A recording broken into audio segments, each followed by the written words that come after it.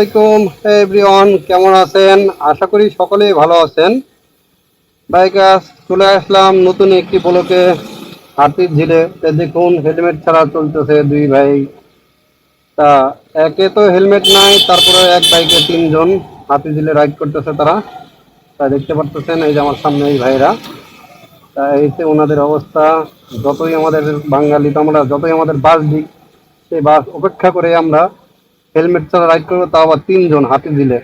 যাই হোক, সেটা আমার টপিক না। আজকে মূল টপিক যেটা নিয়ে কথা বলবো আমরা, সেটা হচ্ছে বাইকের অনেক সময় যে স্টার্ট করি সকালবেলা, ফার্স্ট স্টার্টিং আমরা কিভাবে করব, সেই বিষয় নিয়ে আজকে আলাপ এবং আলোচনা করব আপনাদের সাথে।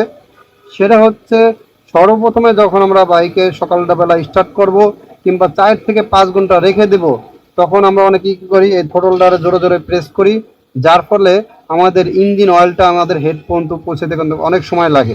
এজন্য আমরা কি করব, মিনিমাম আপনার 30 সেকেন্ড আপনার বাইকটা স্টার্ট করে রাখা দেবো। যদি না পারি তাও 1 মিনিট, সর্বোচ্চ 1 মিনিট রাখার চেষ্টা করবো, তাহলে আরও ভালো হয় আমাদের জন্য। আমাদের ইঞ্জিনটা ভালো থাকবে, দীর্ঘস্থায়ী টেকসই হবে। ক্লাচ প্লেট, পিস্টন সব কিছু মিলে ওভারঅল আমাদের অনেক দিন দীর্ঘস্থায়ী টেকসই হবে। কারণ আমাদের সকালবেলা যখন আমরা ইঞ্জিনটা ঠান্ডা থাকে, তখন ইঞ্জিনের অয়েলটা নিচের থেকে তলায় পড়ে থাকে, সেটা উঠতে একটু সময় লাগে। প্রত্যেকটা জায়গায় রিং পিস্টন, ক্লাচ প্লেট, ক্যাম রোকার সব কিছু মিলে সব জায়গায় যাইতে মোটামুটি সময় লাগে। এই জন্য 30 সেকেন্ড থেকে 1 মিনিট পর্যন্ত আমরা বাইকটা স্টার্ট যদি করে রেখে দিই, তাহলে আমাদের ইঞ্জিনের মেয়াদ দীর্ঘস্থায়ী টেকসই হবে। এই জন্য এইদিকে সময়গুলো লক্ষ্য রাখবো।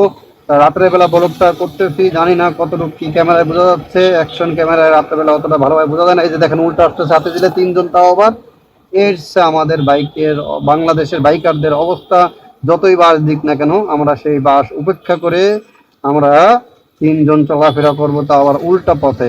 এই সে হাতির ঝিলের চলাফেরার অবস্থা। তা বাইকার, আজকের ব্লগটি এখানে শেষ করছি। দেখা হচ্ছে নেক্সট কোনো ব্লগে। সে পর্যন্ত সবাই ভালো থাকবেন, সুস্থ থাকবেন, কথা হবে, আড্ডা হবে। তা ভালো থাকবেন। আসসালামু আলাইকুম।